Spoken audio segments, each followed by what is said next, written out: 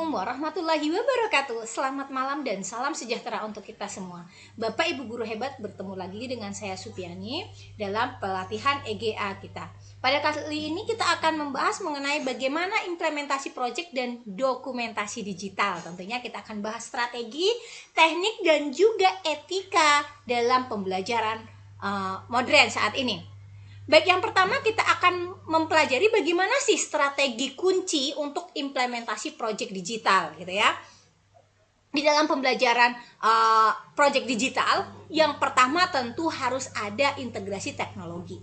Dengan adanya integrasi teknologi dari setiap tahapan proyek, baik dari tahapan perencanaan, pelaksanaan hingga evaluasi, itu harus dilakukan dengan mengintegrasikan teknologi. Hal ini dilakukan supaya hasil pembelajaran itu menjadi lebih optimal. Yang kedua, kita harus bisa menggunakan platform digital untuk melakukan koordinasi tim, monitoring progres, dan juga evaluasi hasil secara berkala, secara real time tentunya.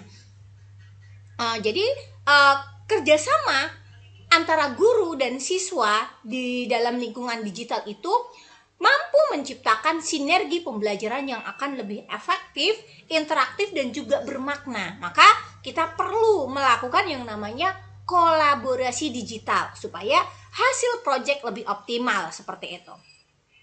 Kemudian melalui metode learning by doing atau pembelajaran melalui praktik langsung itu telah terbukti menjadi pendekatan yang sangat efektif di dalam meningkatkan keterampilan dan pemahaman yang mendalam bagi siswa. Ya, dengan berbagai studi kasus ya menunjukkan bahwa penerapan project based learning atau PBL itu yang telah diintegrasikan dengan media digital itu mampu meningkatkan hasil belajar siswa secara signifikan. Ya, kita bisa melihat bahwa pembelajaran dilakukan menjadi lebih efektif, kreativitas siswa dan juga kemampuan mereka berpikir kritis itu juga semakin meningkat pesat seperti itu. Jadi dengan pendekatan ini, peran Bapak Ibu guru sudah berubah dari pengajar tradisional menjadi fasilitator aktif yang membimbing siswa dalam proses eksplorasi serta menemukan pengetahuan mereka secara mandiri. Guru dan siswa itu harus bisa melakukan yang namanya refleksi pembelajaran, ya. Yang pertama, kita bisa mendorong peserta didik kita untuk melakukan refleksi terhadap proses pembelajaran yang telah dilakukan. Ya, bagaimana kita melihat diri kita dan juga mengajak peserta didik kita mengevaluasi atau merenungkan kembali seperti apa yang sudah kita lakukan, apa yang sudah dipahami, apa saja tantangan yang mungkin kita hadapi di dalam pelaksanaan pembelajaran begitu ya. Kemudian strategi-strategi apa yang harus kita lakukan. Setelah mengevaluasi diri, kita perlu menggunakan narasi reflektif ya sebagai alat dokumentasi.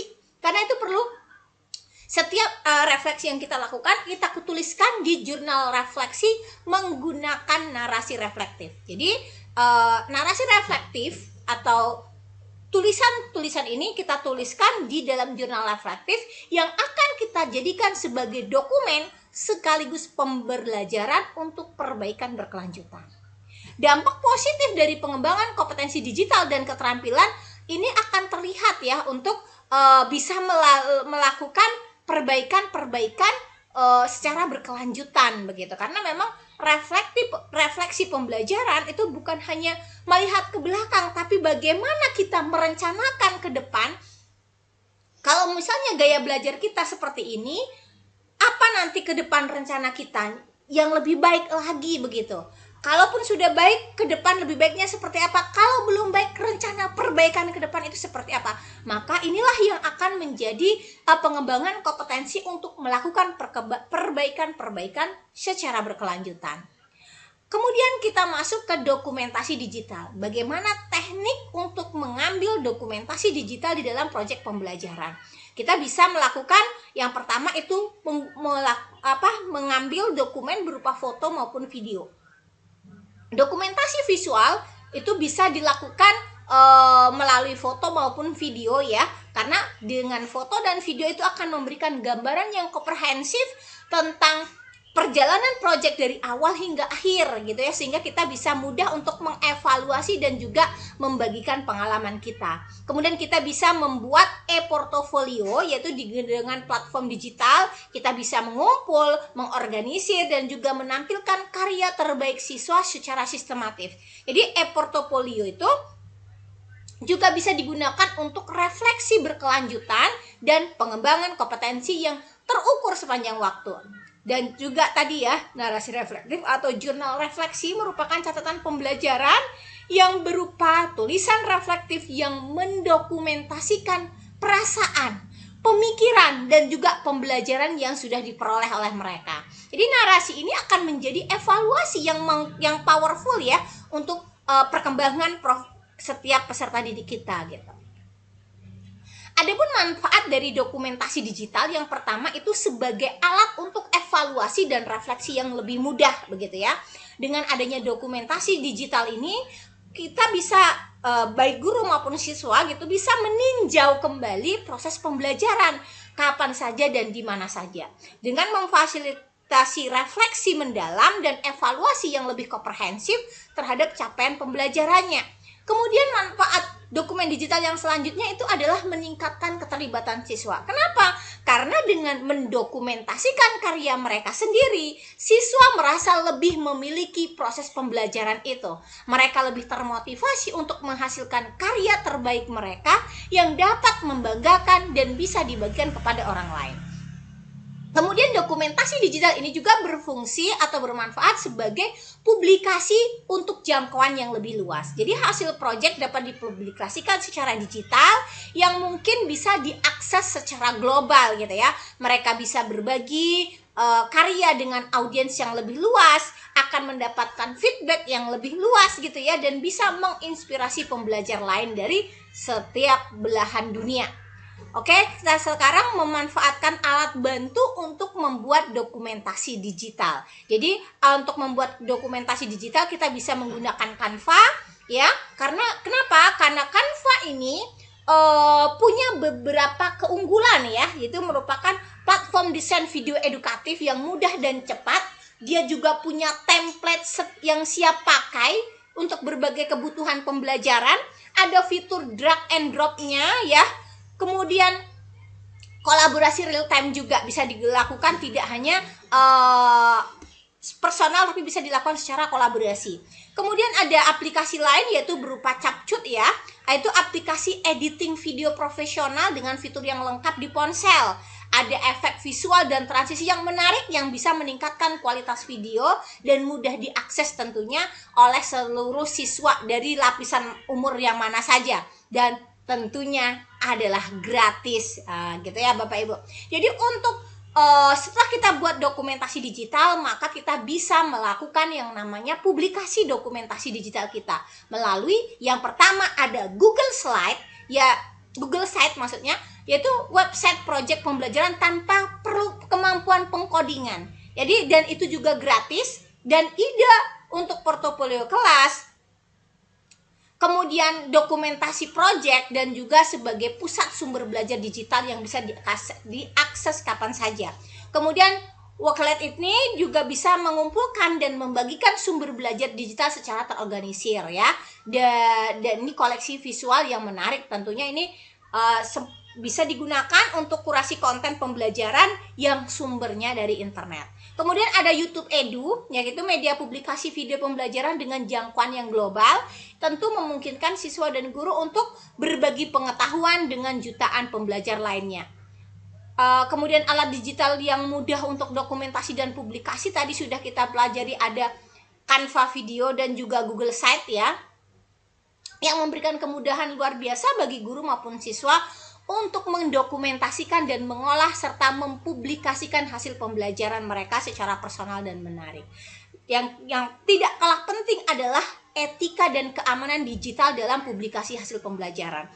Walaupun secanggih apapun teknologi, tentu yang paling ditekankan adalah bagaimana etika mereka di dunia digital. Jadi ada hal-hal yang perlu ditanamkan kepada peserta didik mengenai etika digital. Yang pertama, adanya hak cipta dan privasi.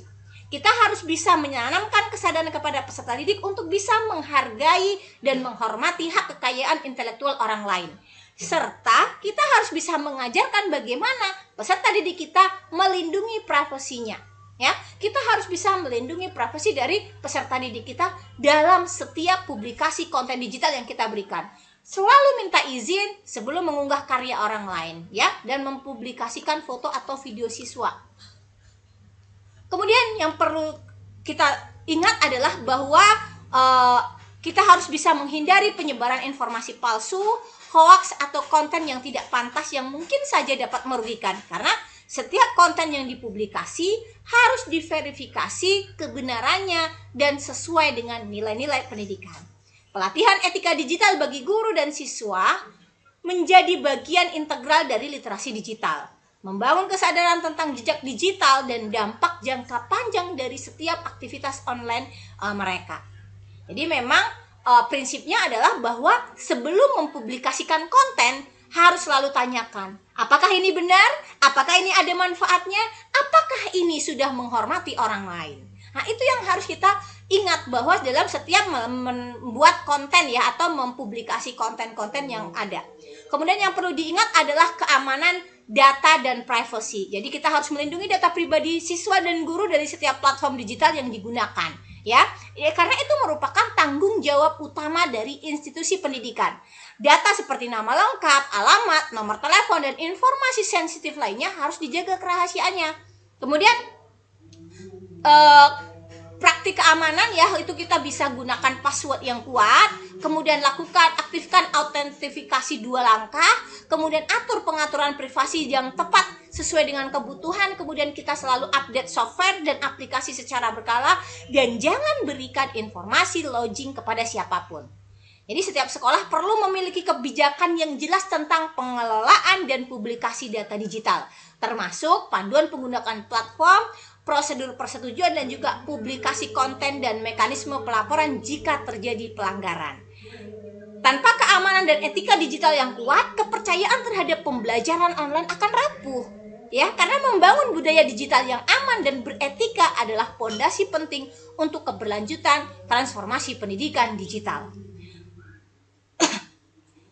Itu tadi yang sudah kita lakukan ya Bapak Ibu, bagaimana kita membangun proyek digital yang efektif, kreatif, dan bertanggung jawab.